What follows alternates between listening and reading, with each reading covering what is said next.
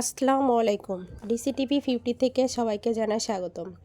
Bangladesh supreme কোর্টের senior advocate Abu সায়েদ সাগর, বাংলাদেশ আওয়ামী যুবলীগের সদস্য ও সুপ্রিম কোর্টের bar association senior association secretary, তার নিজস্ব চেম্বারে অ্যানেক্স বিল্ডিং, সুপ্রিম কোর্টের রুম নাম্বার 2021 প্রেস ব্রিফিং করেন। প্রেস ব্রিফিংয়ে তিনি বলেন, সামনে আওয়ামী লীগ নির্বাচনে অংশগ্রহণ করতে চান আইনজীবী সদস্যরা। প্রেস ব্রিফিংয়ে উপস্থিত ছিলেন অ্যাডভোকেট চৈতালি রায় চক্রবর্তী এবং রিনা বেগম, আরও অনেক আইনজীবী সদস্যরা। এ সময় বক্তারা বলেন, স্বাধীনতার প্রথম আপনার আইনজীবী সমিতিতে আমরা দেখলাম আপনার যে 18 মাস পর এই যে ব্যানার আমাদের উদ্বোধন করলো আইনজীবী সমিতি, এখন পর্যন্ত দেখিনি, এটাই প্রথম আমি দেখলাম। আমাদের ধারণাটা কি আমাদের সামনে আগার? অ্যাকচুয়ালি আমরা আইনজীবীরা সবসময় স্বাধীন চেতা মানুষ এবং বেশিরভাগ আইনজীবী আমরা 1971 সালের স্বাধীনতায় বিশ্বাসী। জাতির জনক বঙ্গবন্ধু শেখ মুজিবের নেতৃত্বের প্রতি আমাদের অত্যন্ত রিগার্ড, মেজরিটি আইনজীবী। এবং আমাদের জননেত্রী শেখ হাসিনা বিগত 17 বছর যাবৎ যেভাবে দেশের উন্নয়ন করে গেছে সেগুলিকে আমরা সমর্থন করি। আগামীতে শুক্রবারের নির্বাচন হবে এই বলে একটা নোটিশ দিছে। যেহেতু বিএনপির লোক ক্ষমতা এখন, আমাদের সুপ্রিম কোর্ট আইনজীবী সমিতিটাও তাদের কন্ট্রোলে, তারা নির্বাচন করবে বলায় আমরা গত পরশুদিন হঠাৎ করে একটা মিটিং ডাকছি। সেই নির্বাচনের ব্যাপারে মিটিংটা দিয়েছিলাম, অথচ এমন পরিমাণ লয়ারের উপস্থিতি হয়েছে, পার্টিকুলারলি ইয়াং লয়ার যারা, তারা সবচেয়ে বেশি উপস্থিত ছিল। এগুলি দেখে তারা খুব হতাশ হয়ে গেছে বলে আমি মনে করি। আমাদের সেই সাকসেসকে, এই জনসমাগমকে প্রতিহত করার হিংসা করেই তারা আজকে আমার উপরে এই আক্রমণ করেছে। আমার রুমে এসে ভাঙচুর করেছে, বঙ্গবন্ধুর ছবি, জননেত্রী শেখ হাসিনার ছবি ভাঙার চেষ্টা করছে, ভাঙতে পারে নাই, নামিয়ে ফেলছে।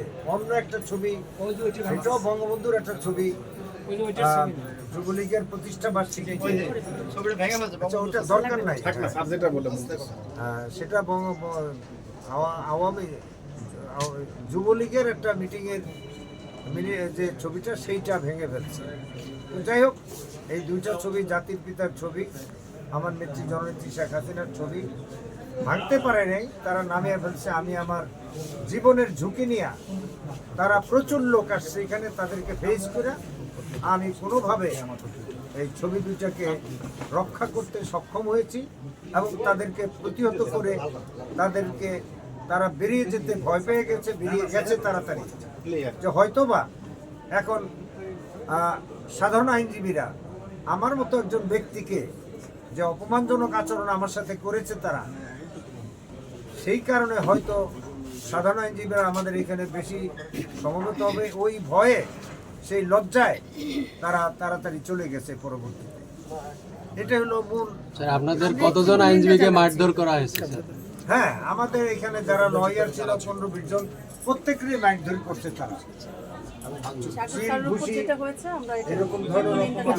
তারা কি বলতে চেয়েছে স্যার? কেন মারছে? কি তাদের একটাই কথা, আমি এখানে কেন মিটিং করি, আওয়ামী লীগের মিটিং হইতে দিবে না, কার পারমিশন নিয়ে আমি আওয়ামী লীগের মিটিং করতেছি এখানে, এটা ছিল বারবার তারা আমাকে এই প্রশ্ন করছে। স্যার, আওয়ামী লীগের যে কার্যক্রম স্থগিত আছে, রাজনৈতিক কার্যক্রম, সেটার বিষয়ে তারা কিছু বলে নাই। তারা বলছে আপনি না, এটা তো আওয়ামী লীগের কাজ না, এটা আমাদের সুপ্রিম কোর্টের নির্বাচনের, এটা আইনজীবীদের নির্বাচনের কাজ। এখানে তো আওয়ামী লীগের কোনো কর্মসূচি পালন করি নাই। আমরা আইনজীবীদের আগামী নির্বাচনে যাতে আমরা অংশগ্রহণ করতে পারি, তাদের সাথে প্রতিদ্বন্দ্বিতা করতে পারি, সেই জন্য আমরা এই আয়োজনটা, কেন আমি মিটিং করলাম, তাদের কথা হইলো সারা বাংলাদেশে এইবারও 3-4টা ডিস্ট্রিক্ট বারে ইলেকশন হয়েছে, সবগুলিতে সবকটাতে আপনি কাউকে চিনতে পেরেছেন স্যার? হ্যাঁ, আমি অনেকেরই চিনি, অনেককে আমি জানি, আমি এগুলি এখন বলতে চাই না। এর আগে কি স্যার আপনারা একটা মানববন্ধন করেছিলেন? আমার জানা নাই সেটা, আমি কোনো মানববন্ধন করি নাই। আমার নেতৃত্বে কোনো আমার জীবনে আমি মানববন্ধন পছন্দ করি স্যার আমি আপনি এখন কি এই নির্বাচনে কোনো প্রার্থী না। আমি এই নির্বাচনে কোনো প্রার্থী না। শোনা যাচ্ছে যে আপনি সভাপতি প্রার্থী।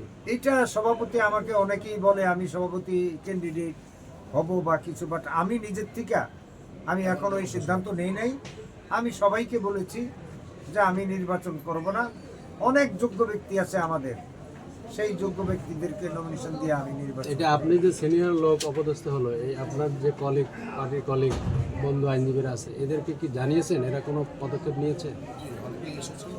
এইখানে তো অনেকেই